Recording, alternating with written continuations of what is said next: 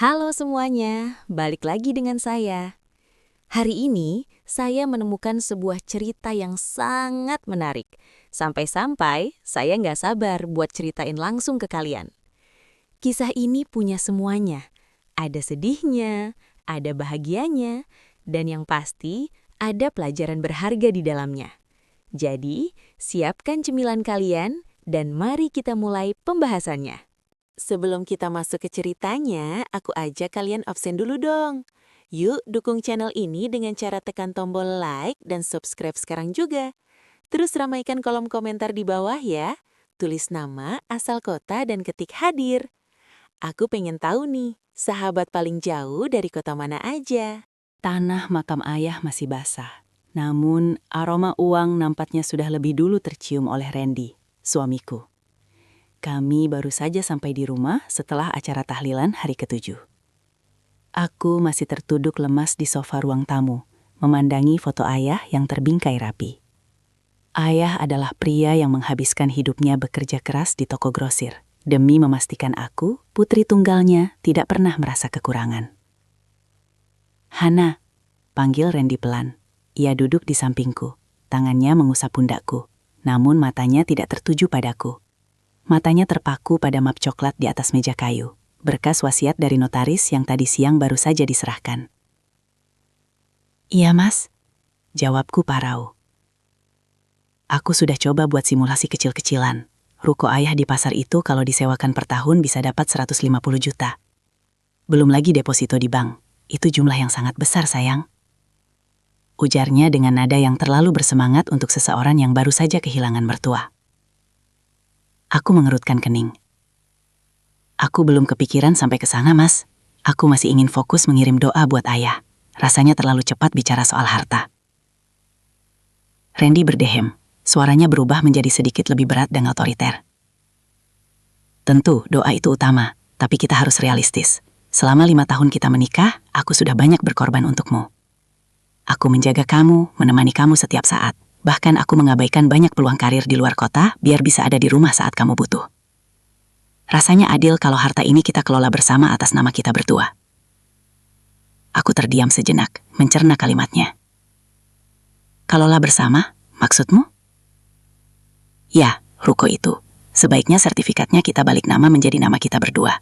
Supaya kalau ada urusan hukum, perpanjangan izin, atau renovasi, aku bisa langsung turun tangan tanpa perlu merepotkan kamu yang kurang paham soal urusan teknis begini.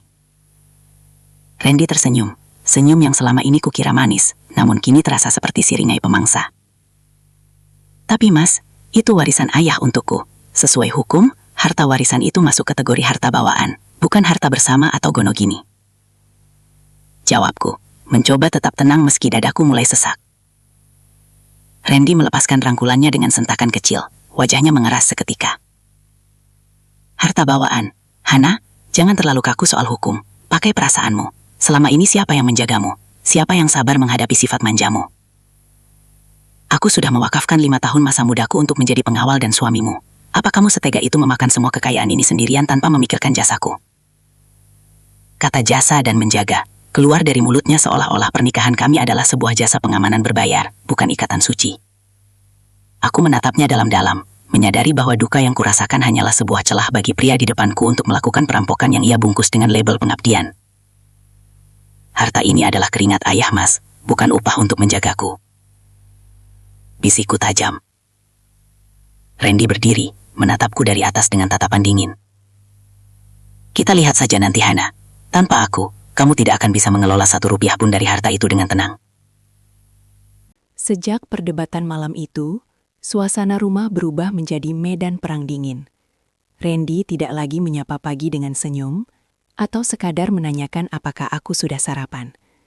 Ia berangkat kerja lebih awal dan pulang larut malam, seolah-olah rumah ini hanyalah hotel tempat ia singgah untuk tidur. Puncaknya terjadi pada awal bulan. Biasanya, Randy akan meletakkan amplop atau mengirimkan transfer uang belanja ke rekeningku. Namun, hari ini, ponselku tetap sunyi. Mas, uang belanja bulan ini belum kamu kirim. Ujarku saat melihatnya sedang bersiap-siap berangkat di depan cermin. Randy merapikan kerahnya tanpa menoleh. Kan kamu sekarang sudah kaya, Hana. Tabungan ayahmu itu bisa menghidupi kita 7 turunan, bukan? pakai saja uang itu. Aku terperanjat. Mas, uang warisan itu untuk masa depan. Mungkin untuk pendidikan anak kita nanti atau usaha. Gaji kamu itu kewajibanmu sebagai kepala rumah tangga untuk kebutuhan sehari-hari. Randy berbalik, menatapku dengan tatapan sinis. Kewajiban? Kamu bicara soal kewajiban setelah kamu menolak berbagi hak denganku? Selama 5 tahun ini aku sudah keluar banyak uang untuk menghidupimu. Sekarang, setelah kamu punya gunung emas, kamu masih mau memeras gajiku yang tidak seberapa itu. Memeras? Itu nafkah, Mas. Anggap saja sekarang aku sedang potong gaji, sebagai kompensasi atas jasa penjagaanku selama ini. Sahutnya enteng. Ia mengambil kunci mobil dan melangkah pergi, meninggalkanku yang mematung di tengah ruang makan. Siang harinya, ketenangan rumah kembali terusik. Ibu mertuaku, Bu Lastri, datang tanpa memberi kabar. Ia masuk dengan wajah masam, langsung duduk di sofa tanpa menunggu dipersilahkan.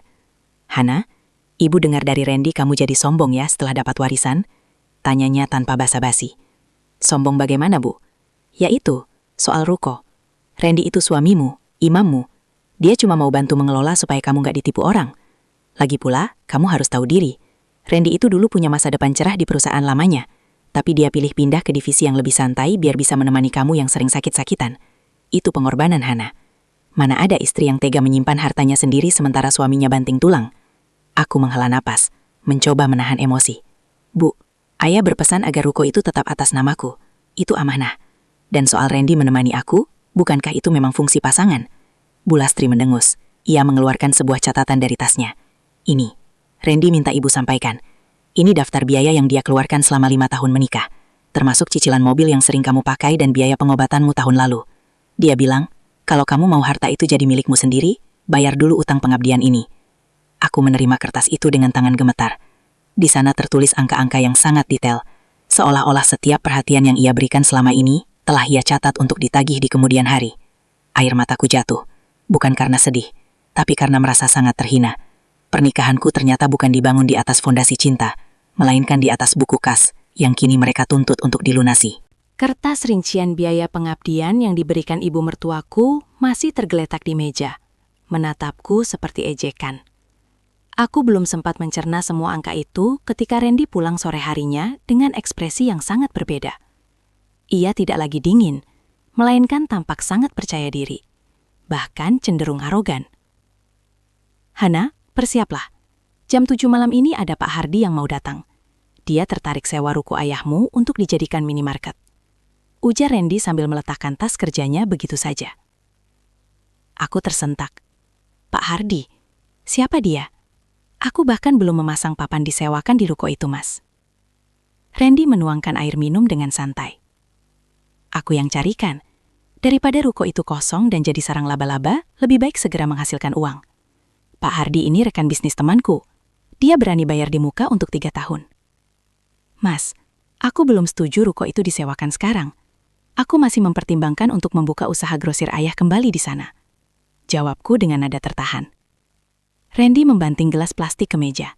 Suaranya tidak keras, tapi detarannya menunjukkan kemarahan yang tertahan. Usaha grosir? Kamu mau membuang-buang waktu dengan mengangkat karung beras? Hana, sadarlah. Kamu itu tidak punya bakat bisnis. Terima saja uang sewanya dan biarkan aku yang mengatur investasinya. Kenapa kamu begitu memaksa, Mas? Ini ruko saya. Randy mendekat, menatapku lurus ke mata. Karena aku butuh kepastian. Aku sudah bicara dengan Pak Hardi bahwa aku adalah pemiliknya.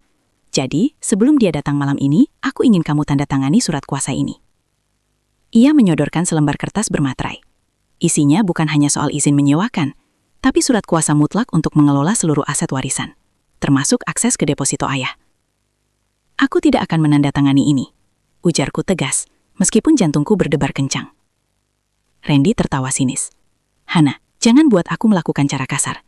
Ingat daftar biaya yang ibu kasih tadi siang. Itu baru permulaan. Kalau kamu tidak mau bekerja sama, aku akan menuntut pengembalian semua biaya hidup yang sudah kukeluarkan selama 5 tahun ini lewat pengadilan. Aku akan buat kamu malu di depan keluarga besar sebagai istri yang tidak tahu terima kasih setelah kaya. Kamu mengancamku dengan nafkah yang sudah kamu berikan. Itu bukan nafkah, itu investasi penjagaan, teriak Randy. Aku berhenti dari perusahaan lamaku yang gajinya besar hanya untuk menemanimu yang manja dan sering sakit-sakitan. Sekarang saatnya aku memanen hasilnya. Tanda tangani, atau hidupmu di rumah ini akan seperti neraka. Aku menatap surat kuasa itu. Di saat itulah, aku menyadari bahwa pria yang kucintai selama 5 tahun ini hanyalah seorang oportunis yang sedang menunggu mangsanya lemah. Ia tidak sedang menjagaku, ia sedang mengurungku agar ia bisa menguasai kuncinya. Tepat pukul 7, bel rumah berbunyi. Pak Hardi datang. Namun, sebelum Randy sempat membukakan pintu, aku sudah lebih dulu berdiri. Biar aku yang bicara dengan tamumu, Mas. Aku melangkah menuju pintu depan mendahului Randy. Pak Hardi, seorang pria paruh baya dengan setelan safari, berdiri di sana sambil menjinjing tas dokumen. Ia tersenyum ramah. Namun senyum itu segera memudar saat melihat ketegangan di wajahku. "Selamat malam Pak Hardi, saya Hana, pemilik Sahruko yang Bapak maksud," ujarku langsung tanpa basa-basi. Randy menyusul di belakangku. Wajahnya memerah menahan malu sekaligus amarah. Pak Hardi, silahkan masuk. Istri saya ini memang suka bercanda. Mari duduk dulu." "Saya tidak sedang bercanda, Mas," potongku tajam. Aku menoleh kembali pada Pak Hardi. "Pak, saya mohon maaf jika suami saya sudah memberikan janji-janji. Namun, ruko tersebut tidak untuk disewakan kepada siapapun saat ini. Dan yang paling penting, suami saya tidak memiliki hak legal untuk menandatangani kontrak apapun terkait aset tersebut." Wajah Pak Hardi berubah menjadi bingung, lalu menatap Randy dengan pandangan menuntut penjelasan. Randy tertawa canggung, mencoba menyelamatkan harga dirinya yang runtuh. "Hana, jangan mempermalukan Mas di depan tamu. Pak Hardi, tolong maklumi, istri saya sedang sedikit emosional karena duka." "Duka tidak membuat saya hilang ingatan tentang hukum, Mas," balasku dingin. "Pak Hardi, Bapak bisa cek sertifikatnya di BPN jika ragu, atas nama Hana Pratista. Tanpa tanda tangan saya, transaksi apapun batal demi hukum." Pak Hardi berdehem, ia tampak tidak nyaman terjebak di tengah sengketa rumah tangga. "Ah, kalau begitu, sepertinya ada miskomunikasi internal di sini. Saya rasa lebih baik saya pamit. Saya tidak ingin terlibat dalam masalah keluarga." Setelah Pak Hardi pergi dengan terburu-buru, suasana rumah mendadak mencekam. Randy membanting pintu depan hingga suaranya menggema ke seluruh ruangan. Ia berbalik padaku dengan mata yang berkilat penuh kebencian. "Puas kamu? Kamu baru saja menghancurkan muka suamimu sendiri," teriaknya. "Kamu yang menghancurkan mukamu sendiri dengan menjual barang yang bukan milikmu, Randy," balasku, tak lagi memanggilnya Mas. Randy melangkah maju, menjulang di depanku dengan napas memburu. "Kamu pikir kamu siapa? Tanpa aku, kamu itu cuma anak manja yang tidak tahu apa-apa. Selama 5 tahun, aku berkorban menikahimu, menunggumu sembuh dari depresi setiap kali kamu sakit, mengantarmu ke sana kemari seperti supir pribadi. Aku melepaskan karirku yang hebat demi memastikan kamu tidak sendirian. Dan ini balasanmu? Kamu melepaskan karirmu atau memang kamu yang tidak becus kerja?" tantangku.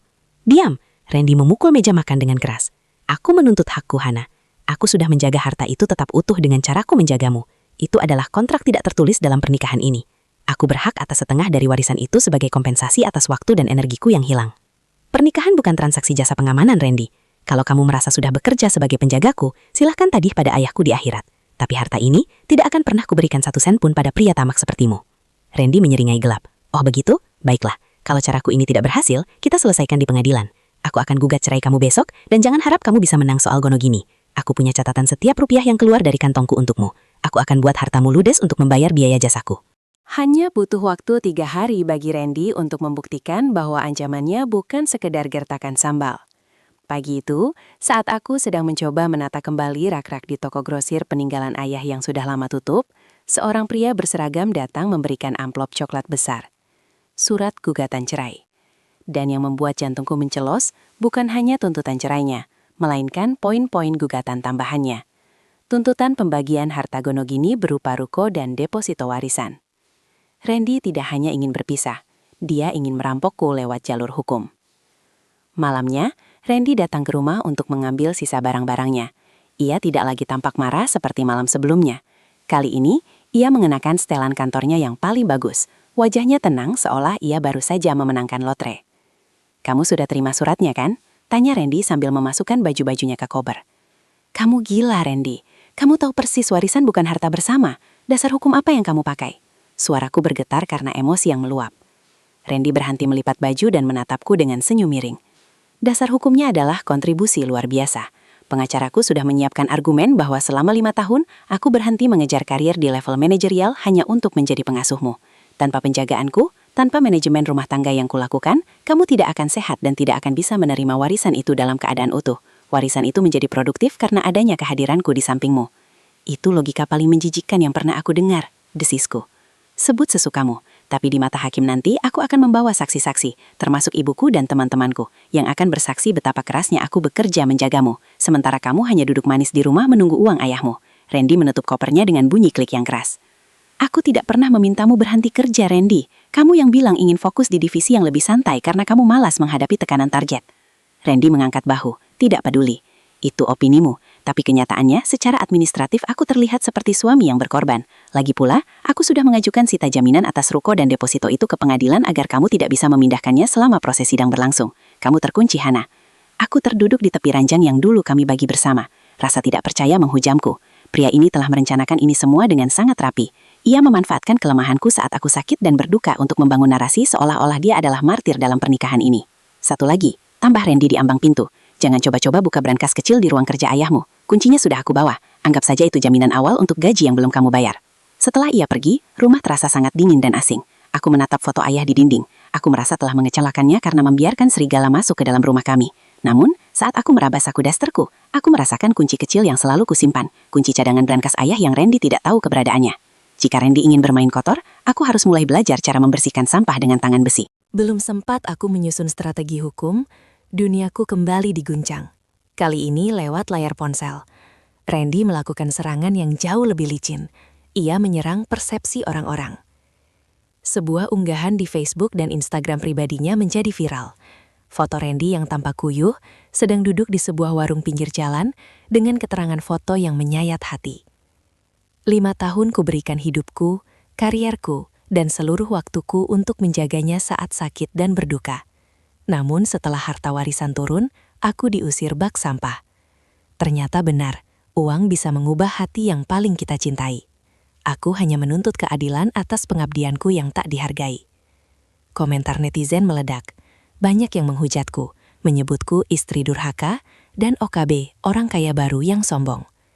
Keluarga besar Randy ikut memanaskan suasana dengan membagikan unggahan itu sambil membumbui cerita betapa pelitnya aku selama ini. Aku gemetar membaca setiap kata hujatan itu. Randy tahu benar cara memainkan peran sebagai korban. Ia membangun narasi bahwa ia adalah suami suportif yang dikhianati oleh istri yang buta harta. Esok harinya, saat aku keluar rumah untuk menemui pengacara, beberapa tetangga menatapku dengan pandangan sinis. Bahkan pedagang sayur yang biasanya ramah, kini tampak enggan melayaniku. Tekanan sosial ini nyaris membuatku sesak napas. Jangan biarkan dia menang melalui tekanan mental, Hana, ujar Pak Satria, pengacara tua yang merupakan sahabat ayah, saat kami bertemu di kantornya. Tapi Pak, orang-orang percaya padanya. Dia bilang dia berkorban karier demi saya. Apa itu bisa menjadi dasar dia mengambil warisan ayah? Tanyaku cemas. Pak Satria menyesap kopinya, ekspresinya tenang. Dalam hukum perdata kita, pasal 35 ayat 1 UU Perkawinan sudah jelas, harta bawaan dari masing-masing suami dan istri dan harta benda yang diperoleh masing-masing sebagai hadiah atau warisan adalah di bawah penguasaan masing-masing sepanjang para pihak tidak menentukan lain. Kecuali ada perjanjian kawin yang menyatakan warisan menjadi harta bersama, dia tidak punya celah. Tapi dia menuntut kontribusi luar biasa, Pak. Itu hanya akal-akalan pengacaranya untuk memerasmu. Dia harus membuktikan bahwa ada penambahan nilai yang signifikan pada harta tersebut karena keringatnya. Menjagamu saat sakit adalah kewajiban moral suami, bukan jasa profesional yang bisa diuangkan. Pak Satria mengetuk-ngetuk meja. Tapi kita perlu lebih dari sekadar pasal. Kita perlu membongkar topeng martir yang dia pakai. Aku teringat kunci brankas di sakuku. Sore itu, setelah kembali dari kantor Pak Satria, aku memberanikan diri membuka brankas kecil milik Ayoh di luang kerja. Randy pikir dia sudah membawa kuncinya. Padahal itu hanya kunci duplikat palsu yang sengaja ayah taruh di tempat yang mudah ditemukan. Di dalam brankas itu tidak ada tumpukan uang tunai. Hanya ada sebuah buku catatan kecil bersampul hitam dan sebuah flash disk. Aku membuka buku catatan itu. Tulisan tangan ayah yang rapi menyambutku. Di halaman pertama ayah menulis, "Hana, jika kamu membaca ini artinya Randy sudah menunjukkan wajah aslinya. Maafkan ayah karena membiarkanmu menikah dengannya. Tapi ayah butuh waktu untuk mengumpulkan bukti siapa dia sebenarnya." Tanganku bergetar. Ternyata selama ini ayah tidak diam. Ayah sudah tahu. Gedung Pengadilan Agama Jakarta Selatan tampak dingin di mataku pagi itu. Awak media dari beberapa akun gosip media sosial sudah menunggu di depan pintu masuk, berkat undangan halus yang disebar oleh pengacara Randy. Randy datang dengan penampilan yang sangat meyakinkan. Kemeja putih sederhana, wajah yang dibuat tampak lesu, dan langkah kaki yang berat seolah ia membawa seluruh beban pengkhianatan dunia di pundaknya. Sidang gugatan cerai dan pembagian harta bersama antara saudara Randy Pratama dan saudari Hana Pratista dimulai, ujar hakim ketua sambil mengetok palu. Suasana di dalam ruang sidang sangat tegang. pengacara Randy, seorang pria muda yang haus sorotan, segera memulai serangan pembukaannya. Yang mulia, klien kami bukan hanya seorang suami. Selama 5 tahun, dia adalah perawat, manajer rumah tangga, sekaligus penjaga bagi saudari Hana. Klien kami melepaskan jabatan manajer di perusahaan logistik ternama demi memastikan istrinya yang sering sakit-sakitan tidak sendirian. Akibat pengorbanan karier ini, klien kami kehilangan potensi pendapatan miliaran rupiah. Oleh karena itu, sangat adil jika harta warisan yang diterima Hana dianggap sebagai hasil dari stabilitas yang diciptakan oleh klien kami. Kami menuntut 50% dari nilai ruko dan deposito sebagai kompensasi kontribusi luar biasa. Aku melirik Randy. Ia menunduk pura-pura menyeka air mata. Benar-benar akting yang luar biasa. Pak Satria, pengacaraku, berdiri dengan tenang. Ia tidak terlihat gentar sedikit pun. Yang mulia, tuntutan penggugat sangatlah absurd dan tidak memiliki dasar hukum yang kuat dalam kompilasi hukum Islam maupun undang-undang perkawinan kita. Warisan adalah harta bawaan. Namun, poin yang lebih krusial adalah klaim mengenai pengorbanan karier penggugat. Pak Satria mengeluarkan beberapa lembar dokumen dari tasnya. Penggugat mengklaim berhenti kerja demi menjaga istrinya. Namun kami memiliki bukti surat dari perusahaan lamanya. Saudara Randy bukan mengundurkan diri untuk menjadi suami yang berdedikasi, melainkan diputus hubungan kerjanya karena tindakan indisipliner dan penyalahgunaan dana kantor yang hampir membawanya ke ranah pidana. Suasana sidang mendadak riuh. Randy tersentak, wajah lesunya berganti dengan rona merah padam. Bohong, itu fitnah, teriak Randy dari kursi penggugat sebelum ditegur oleh hakim. Bukan hanya itu yang mulia, lanjut Pak Satria dengan suara yang lebih lantang. Kami memiliki bukti catatan keuangan dari almarhum ayah tergugat. Selama 3 tahun terakhir, almarhum ayah Hana secara rutin mengirimkan uang saku bulanan kepada Randy sebesar 10 juta rupiah sebagai biaya lelah, karena Randy terus-menerus mengeluh tidak punya uang setelah dipecah. Jadi, Randy bukan menjaga Hana secara cuma-cuma, dia adalah penjaga bayaran yang justru hidup menumpang pada mertuanya sendiri. Aku menatap Randy yang kini tertunduk dalam, bukan karena sedih tapi karena malu. Topeng martir yang ia bangun di media sosial hancur seketika di hadapan hukum. Kebohongan yang ia susun rapi selama berbulan-bulan mulai terkelupas satu persatu, memperlihatkan sosok parasit yang sebenarnya. Pernyataan Pak Satria di persidangan tadi siang bak bom atom yang meluluh lantakkan reputasi Randy. Namun, alih-alih menyerah, Randy justru menunjukkan taringnya yang paling tajam. Sore harinya, saat aku baru saja sampai di rumah, ia sudah menungguku di teras dengan wajah yang mengerikan. Tidak ada lagi akting lesu atau sedih. Yang ada hanya kebencian murni. "Kamu pikir kamu sudah menang, Hana?" Desisnya sambil melangkah mendekat. "Kamu pikir dengan membongkar urusan kantor lamaku, aku akan melepaskan begitu saja ruko dan uang itu? Itu kenyataan, Randy. Kamu bukan pahlawan. Kamu hanya parasit yang ketahuan." Jawabku sambil mencoba tetap tenang, meski tanganku meraba kunci rumah di dalam tas. Randy tertawa sinis. "Parasit? Mungkin. Tapi aku parasit yang tahu semua rahasiamu. Ingat video-video saat kamu depresi berat tahun lalu? Saat kamu menangis histeris dan memohon-mohon padaku agar tidak pergi. Aku punya rekaman saat kamu terlihat seperti orang gila. Bagaimana kalau netizen melihat ratu warisan mereka sebenarnya adalah seorang pengidap gangguan mental yang tidak stabil?" Darahku mendidih. Dia benar-benar menggunakan titik terendah dalam hidupku sebagai senjata. "Kamu merekamku saat aku sedang berduka atas kepergian ibu. Kamu benar-benar iblis." "Aku menyebutnya asuransi," sahutnya enteng. "Cabut semua bukti soal uang saku dari ayahmu di sidang minggu depan, atau video itu akan menghiasi layar ponsel semua orang. Aku tidak peduli lagi soal namaku, tapi aku akan memastikan kamu ikut hancur bersamaku." Setelah ia pergi, aku masuk ke dalam rumah dan mengunci diri. Tubuhku gemetar hebat. Namun, peringatan dari ayah di buku catatan hitam itu kembali menguatkanku. Aku segera menyalakan laptop dan mencolokkan flash disk yang kutemukan di brankas. Isinya mengejutkan. Ayah tidak hanya mencatat aliran dana, tapi ayah juga menyewa detektif swasta selama 1 tahun terakhir. Di dalam folder berjudul Pengabdian Palsu, terdapat foto-foto Randy yang sedang berada di sebuah perumahan pinggiran kota. Di sana ia tidak sedang menjaga siapapun. Ia terlihat mesra dengan seorang wanita dan seorang balita. Tanggal di foto itu bertepatan dengan hari-hari di mana Randy pamit lembur atau menenangkan diri karena stres mengurusku. Randy tidak sedang berkorban karir. Dia menggunakan waktu luangnya dan uang pemberian ayahku untuk membiayai keluarga rahasianya. Aku menutup mulutku dengan tangan, menahan mual. Ternyata, sakit yang kualami selama ini, perasaan cemas berlebih dan depresi, bukan sekadar karena duka, melainkan karena intuisi batinku menyadari ada yang salah. Namun Randy terus mencekokiku dengan narasi bahwa aku lemah dan tidak berguna tanpa dirinya. Aku segera menelepon Pak Satria. "Pak, saya punya sesuatu yang jauh lebih besar dari sekadar bukti penggelapan dana. Randy tidak hanya menuntut harta. Dia sedang mencoba mendanai hidup keduanya dengan warisan ayah saya. Simpan itu untuk kejutan di sidang berikutnya, Hana." Suara Pak Satria terdengar mantap. "Kita tidak hanya akan menyelamatkan warisanmu. Kita akan menghancurkan seluruh sandiwaranya tanpa sisa." Pagi itu, ruang sidang terasa lebih sempit dari biasanya. Randy duduk di seberangku dengan senyum miring yang provokatif. Ia sempat berbisik saat kami berpapasan di lorong. "Sudah siap menjadi tontonan orang gila se-Indonesia, Hana?" Aku tidak menjawab. Aku hanya menatap lurus ke depan. Pak Satria sudah memegang kendali penuh. "Yang mulia," Pak Satria membuka sesi dengan suara yang mengguntur. Pihak penggugat terus mendalilkan bahwa dirinya telah melakukan pengabdian luar biasa sebagai penjaga tergugat. Namun hari ini, kami akan membuktikan kemana sebenarnya waktu dan energi yang ia klaim habis untuk menjaga istri itu mengalir. Pintu ruang sidang terbuka. Seorang wanita muda bernama Siska melangkah masuk dengan wajah tertunduk, menggendong seorang anak laki-laki berusia 2 tahun. Randy yang tadinya bersandar santai, mendadak tegak. Wajahnya berubah pucat pasi seputih kertas. "Saudari Siska, apakah Anda mengenal pria di kursi penggugat?" tanya hakim. "Iya, Yang Mulia," suara Siska bergetar. "Dia adalah suami saya. Kami menikah siri 3 tahun lalu. Dia bilang kepada saya bahwa dia bekerja sebagai manajer proyek yang harus sering tinggal di mes, sehingga dia hanya bisa pulang ke rumah kami 2 kali seminggu." Gumam riuh penonton sidang tak terbendung. Hakim harus mengetuk palu berkali-kali. "Apa yang dia berikan kepada Anda selama 3 tahun ini?" tanya Pak Satria. "Dia memberikan saya rumah kontrakan yang bagus dan uang bulanan 10 juta rupiah.